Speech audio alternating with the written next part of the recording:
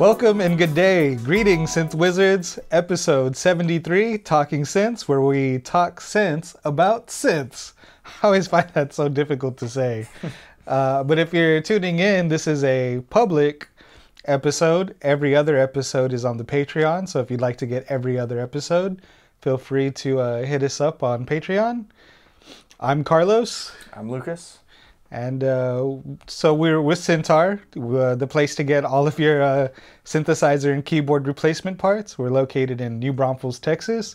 And today, if you notice, we're kind of in a different spot. Different ambiance, if you will. So yeah, we like to do these periodical updates and kind of check-ins with everyone, just kind of let everyone know what's going on our plate, what we have in store. So this spot, it's actually, this spot is kind of a piece of Syntaur history. We call this Syntaur North, or also the studio. Yeah. But this is actually where Syntaur used to be. It was like ran out of, as far as where all the orders would go out. Gerald would be teching in here, and I've heard lots of stories of him banging on keyboards and frightening everyone because, you're just trying to get orders out, and then he's over there flattening the front panel to a memory mode with a hammer. I could only imagine what that was like. I came, I joined the company maybe 2 or 3 years after they'd been on the location on Walnut Avenue. But this place also kind of holds a special place in my heart as well, because when the pandemic first hit, there was like this whole air of like, what's going to happen? What's next? We had the lockdown and the stay-at-home order, and doing business worldwide, there was still plenty of orders that were coming in, and different parts of the world kind of had different measures at different times. So, Sam and Mary definitely did their best to, for one, as us being a small company and keeping all of the employees busy so that we could earn a living. So I got kind of vanquished to Syntaur North, which at that point had become basically storage. And I mean, definitely hats off to Sam and Mary, because they ran, the whole shipping department plus their normal duties, while everyone did their best to work from home. But this place is kind of like man, how do you say it? It's synthesizer purgatory. Yeah. It's like if you're a synthesizer nerd, it's probably like your wildest dreams come true, but at the same time, it's like this double-edged sword of just an overwhelming amount of work. Yeah. So we've been well, the reason we're here is because we're going through all the stuff that we have and marking everything and kind of redoing, or I guess resetting our inventory in a way so we know what we have, and just going through the piles and piles of stuff that we have. It's just so much stuff.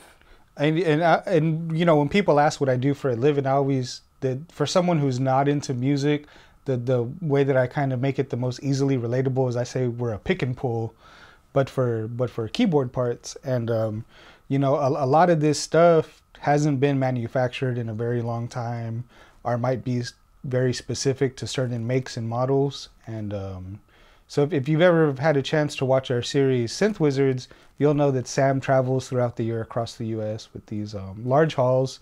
And most of the stuff, more often than not, I would say, is it's in fairly poor condition, or dilapidated, or just instruments that haven't been turned on in a very long time. Yeah.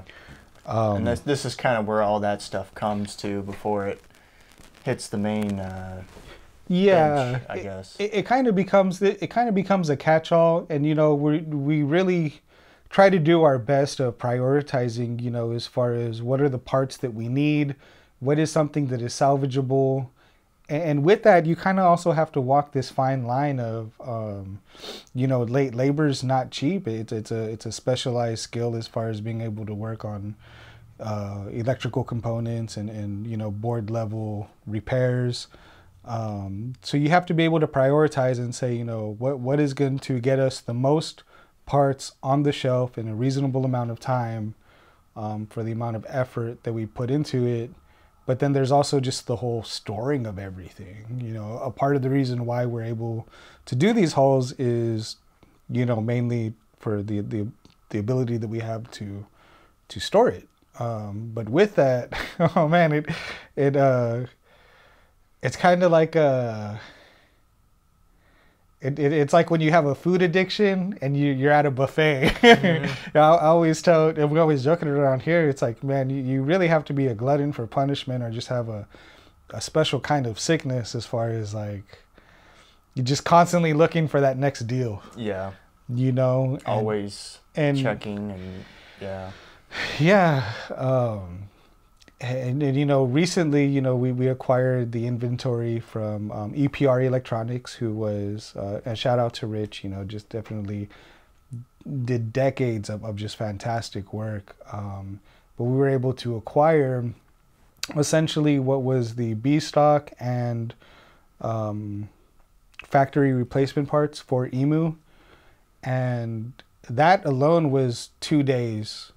Or not 2 days, but it was two different drives, 2 different hauls. One of them with the trailer, and oh god, probably maybe 100 Rubbermaid tubs, just full of parts. The ones we took. That yeah. So when you do that and you're like physically and mentally exhausted, and you know your back is hurting from moving all this stuff, and your allergies are acting like crazy because you've been, you know, just dealing with all this dust, sometimes cat dander and other types of pet dander. Crap, literally. Literally poop and urine. And oh man, it broke my heart. There was like, I think it was like an E6400 Ultra. Yeah. That was like fully maxed out, but like had a rat's nest in it. And you know, the rat had definitely urinated in there and caused the whole main board and everything in there just to corrode. But you know, you kind of deal with that for days and days and days on end, and then there's an email in your inbox. It's like, hey, I'm retiring, or I'm no longer able to care for these instruments. Like, would you be willing to drive to Oklahoma and pick up these 20 or 30 keyboards? And I don't think any of us would really bat an eye. It's like, well, all right, let me start going through and seeing what you have and seeing if it's worth our time and what kind of resources we would have to dedicate to make this feasible. But with that, I think we're almost at our like maximum pain level. But luckily, we got a couple of great new employees. Mm-hmm. Michael and Philip. Mm-hmm, Michael and Philip. And are they on our webpage? Do you know? Not yet, I don't think, but we've made a post about them. So. Yeah, we definitely did a post about it, and we tried to, you know, just kind of whatever we can do to break down that barrier to let people know that we are a small company and we take pride in our employees but you know, because what I think before we were a company of maybe 5 or 6. Yeah. So between Kenneth coming on, Philip and Mike, in the short span of less than a year, we've almost doubled our employees. Yeah. So hopefully. But lots of more stuff is happening. A lot more parts are going in. A lot more space is clearing. Yeah, we had an employee meeting this morning because for the longest time it was just Sam and Mary adding new parts to the website. And so I think now we're going to move to a system where each one of us will have free range to put items on the website. Luke has started disassembling stuff. We got Mike disassembling. I'm hoping to get Philip disassembling stuff soon too. Yeah. But you know, just really trying to create a more efficient system. So essentially part of, you know, doing this inventory is we're also delegating what's closer to being finished as opposed to more long-term projects. But I really do feel like a kid in a candy store sometimes, as far as you just never know what you're going to find. And then I kind of pride myself on having a good memory, but like at this point, I've reached like maximum capacity. You know, before I started working here, I always thought like, you know, how do you forget things? Because I always want to know what's going on and always reminding myself of things. And it's like I'll find myself just walking in a room and then it's like, Why am I? Where did this Trident come from? Have we always had this Trident?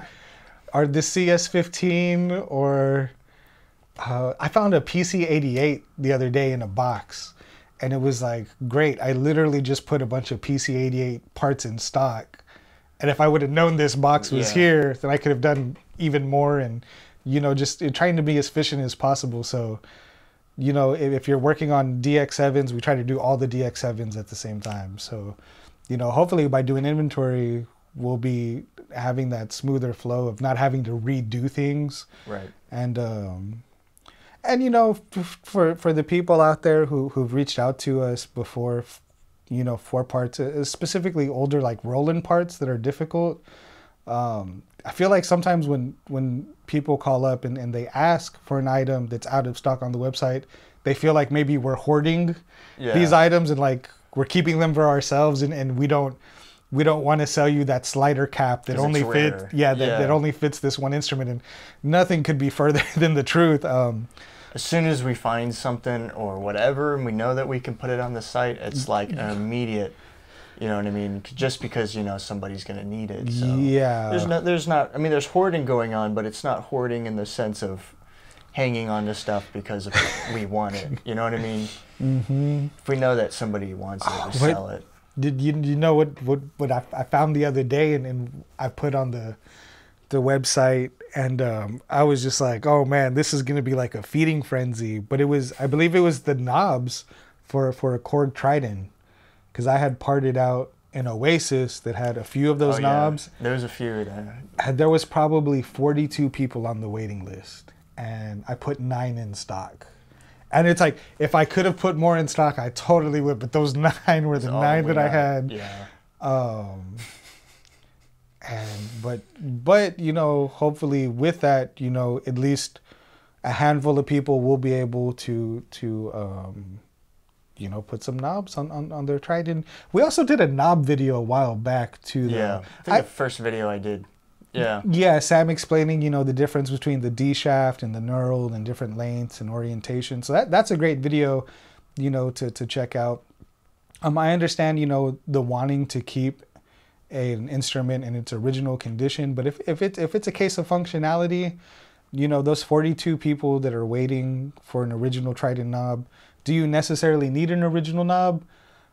I would say if you can find something that's close, that's going to match the aesthetic, functionality over form, 9 times out of 10. And we have that for some parts on the site. I think the DX7 slider, I think we have the original, but we don't have it in stock because they're highly sought after. They're hard to come by. Right. So then we have a different one that looks very similar, and it works. So if you really need one, you can find an alternate thing for it. So a lot of the time it's just that. I mean, if you find a knob for something, going through the process of just finding what that goes to, and then knowing other things that will work with it on top of that, what I mean? It really is like a Wikipedia. We've basically established a Wikipedia, our own Wikipedia that people can just go to, because I don't know how many parts are on the website. There's probably like 10,000, more than 10,000. Maybe more. And those are all manually put in. Yeah. And then each one of those parts might go to multiple other units. I don't know. There's probably like 30,000. Yeah. Yeah. I'm sure Sam knows the number. And Luke and I, we kind of have a bet going, and maybe y'all can chime in on our bet. I'm saying it's going to take us right now we're just doing inventory for the tech department. I'm guessing that we probably have somewhere in the vicinity of 4,000 unique items, and it'll take us 2 weeks. And that's like keyboards, rack effects, samplers, stuff like that. Yeah. I think it's probably going to take us about 2 weeks to do a full inventory just between Luke and I. Luke's a little bit more gung-ho. Yeah. What was I say a week. A week? Yeah. A week? I don't know. Maybe. Yeah. Maybe. I don't know. What is it, like a minute an item? Average? Yeah, we're averaging about a minute an item. We went for a little bit over 2 hours right now. This is the first day of inventory. And so we got 100 items done in the first 2 hours. And, with that, we're writing down serial numbers. We're condition, value, manufacturer. you know, all that stuff. Yeah, so there's essentially 3 different locations that we store inventory at this point for the tech department. One would be the actual Syntaur storefront, 1208, and then we have Hickory, and then Syntaur North.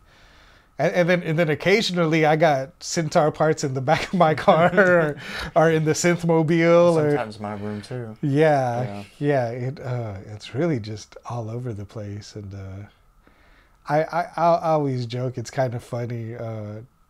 You kind of have to have like a twisted sense of humor about it. But so I'm actually 4 years sober, you know, off of alcohol. And it's like you trade one addiction for another. Right. So I totally traded booze for like synthesizers.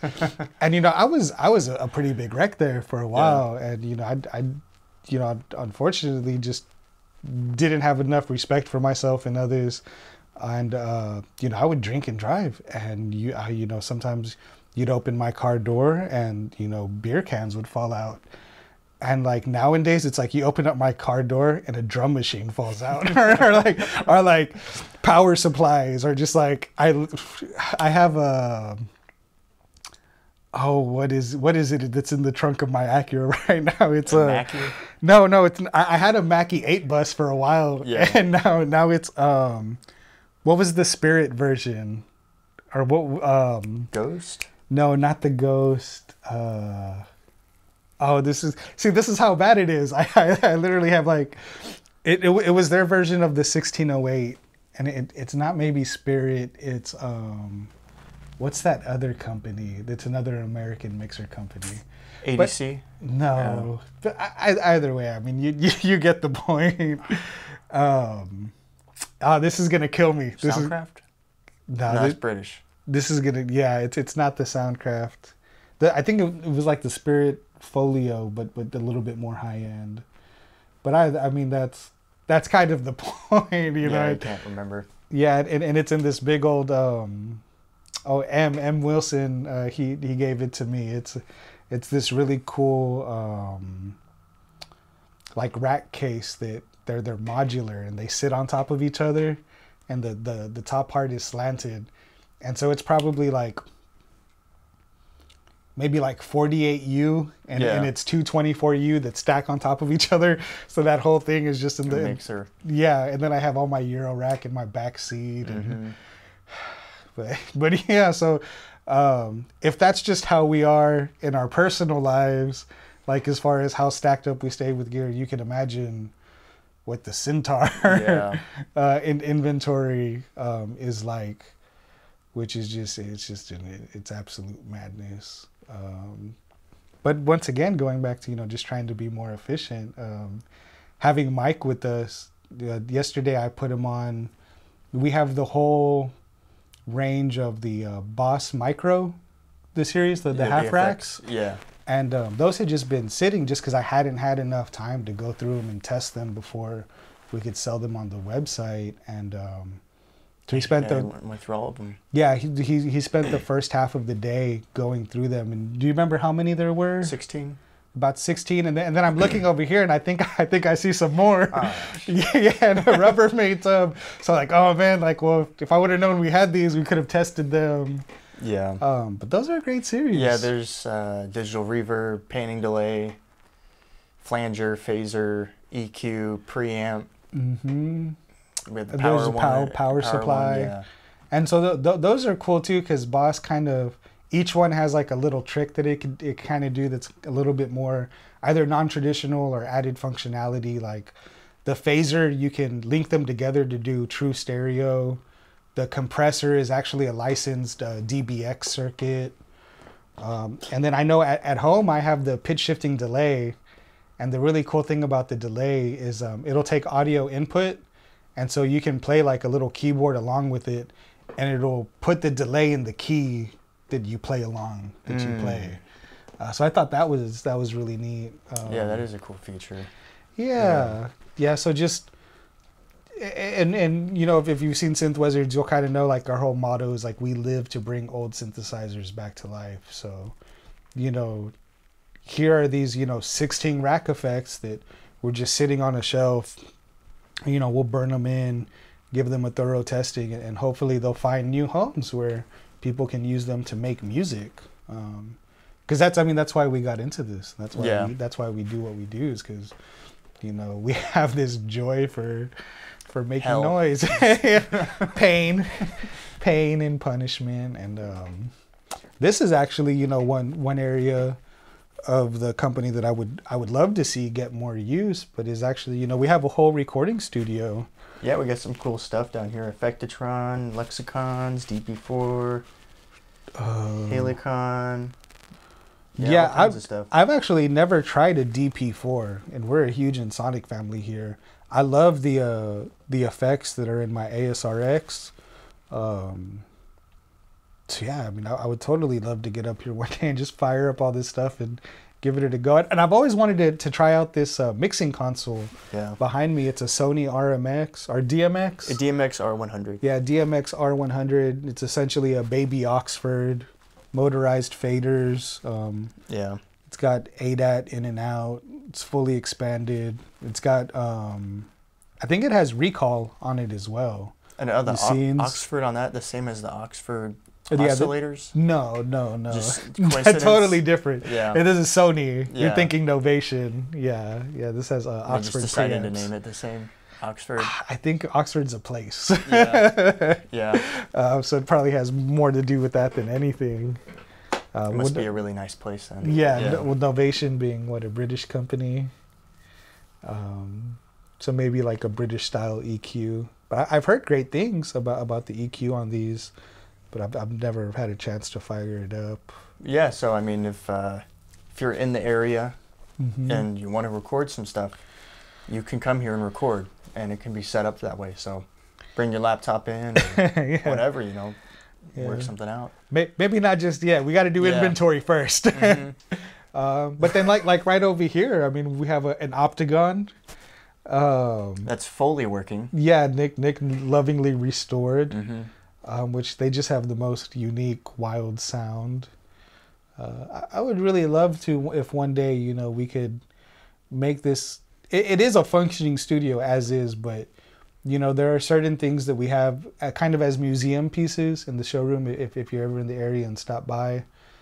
But, you know, I mean, to have the OB8 in here and the Rhodes and what was that? There was another one that I was thinking. I was like, man, we need to keep one of these for the studio. There was the Wurlitzer that we just pulled out. 7300. Oh, Sam's Model D. Yeah, that Model D is great. You know, Andromeda. And the Andromeda. And then even down here in the racks, you know, there's a rack mount ASRX, the rack mount Mirage. Yeah. So I feel like you could do a lot of damage in a studio like this, as far as, you know. Yeah, you got all your cassette, ADAT, preamps. But yeah, so, you know, and I think it is also good though to kind of have a change of pace every so often. So at least, you know, for me and Luke, you know, it's real easy to get tunnel vision. So I'm really enjoying just a little break from the shop and coming in here and just seeing what we have, you know, and having the ability to know what we can do with more of this stuff. You know, I feel like every time we come over here and grab stuff, it's like we see something else and you're like, oh, I can do that, or I know somebody who needs this, and you can grab it. But once we finally like clear this out, we'll have an idea of what. Yeah. Unless we want to build like a tunnel system, then we can have like a little monorail and we can just shoot down here. I'm going for the monorail. I like the idea of a monorail. We got that hard limestone shelf here in the hill country, so you don't want to dig a tunnel. You need who knows how many tons of dynamite. Yeah.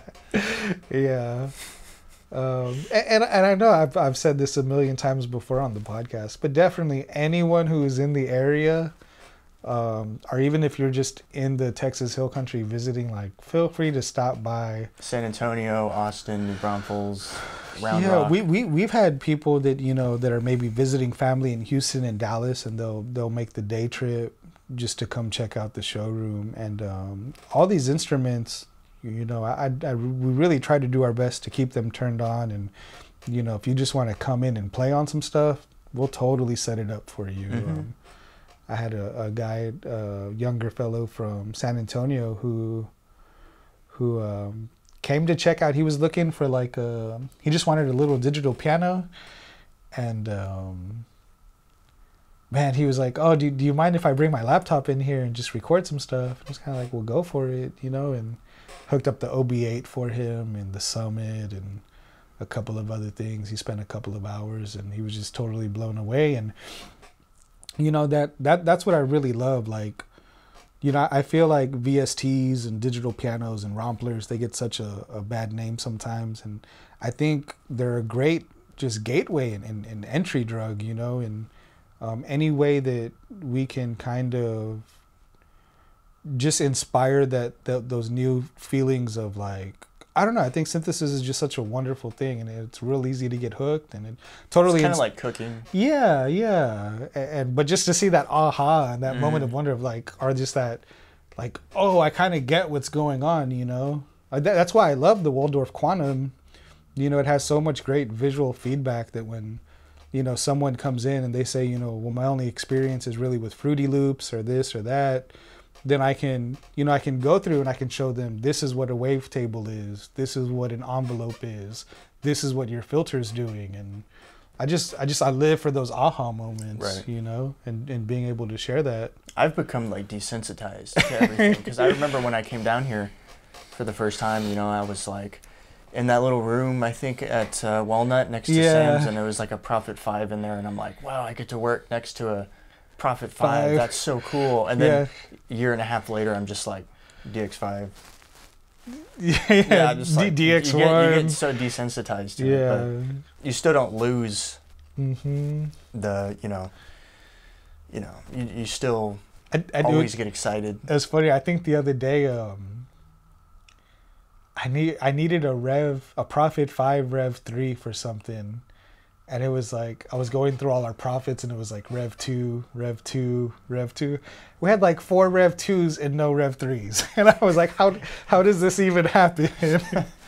That's like the one that's harder to get, right? Yeah, they're a little bit more rare. We even have a Rev 1 as well in the showroom. But once again, you know, it's very easy to get carried away and say, oh, we have 4 Rev 2s. It's like, yeah, but do any of them work? Not yet. Yeah. So yeah, it's always a wonderful like new challenge, you know, and that's what I love about this job is just that that constant like problem solving, and a lot of that problem solving is outside of even the electronics. It's logistics, you know, shipping items all over the world. I shipped a Model D reissue to Israel a while back. That was pretty nerve-wracking. Yeah. You know, like, I really hope this gets here in one piece. But it did. It did, yeah, totally fine. And then, you know, and now someone on the other side of the world is using that to make music, and I think that's a wonderful thing. And then on top of that, you know, it's like, you know, right now Luke and I are doing the problem solving of inventory management. Yeah. Sam and Mary just recently went through and did inventory for all of the items that we sell. Parts and stuff. Parts, you know. So it was something that was long overdue, but... Well, that also means that there's probably going to be more stuff now on the website. Yeah. So. And more accurate, you know. Yeah. There's nothing worse than I hate to do. You know, I call it breaking hearts, but when someone orders a part and then we go and we look for it and its inventory is off, or just... you know, we moved from a different location last year, and I feel like in that move some things were kind of misplaced, and that just breaks my heart having to tell someone I'm sorry, we don't have it. Yeah. And then because of course the next question is, well, do you know when the next time you'll get one in? And it's like, some of this stuff, you need an InSonic, you know, fluorescent display that works. Man, I don't know when the next time I'm going to get another one in is. It will happen eventually. It will. I just can't give you a specific date. So once again, you know, just trying to reiterate it and put out there that we really are doing our best to keep the shelves stocked and the inventory correct, and just break down a little bit of that barrier between the customer and the business. And I don't even really like calling people necessarily customers, because I already feel like this kinship of just like, right, if you love synthesis, like you're a part of the Syntaur family. We don't all wear just lab coats and are quiet to ourselves and make sure that this is, we can't sell this, but we'll just hang on to it. It varies. And if anyone out there has ideas of what we can do to recycle some circuit boards, sometimes we have circuit boards that are just like beyond repair, especially a lot of the surface mount stuff, and I always feel so bad just throwing it away. Right. I know there are some places that do electronics recycling, but it kind of goes back to what I was saying earlier, with this job, just constantly trying to find new ways to solve problems. And maybe, make the world a little bit better place than it is now. Yeah. So how long did you say you think it's going to take us to do inventory? For everything? Yeah. A week if we stay on it. If we stay on it, orders still have to go out. So I'm going to say 2 weeks. Feel free to leave a comment how long you think it'll take us to do inventory, and we'll check back next week and let you know how far along we are. But so with all that, I guess, we'll grab that mod wheel in the sky. And we'll bid you a modulator.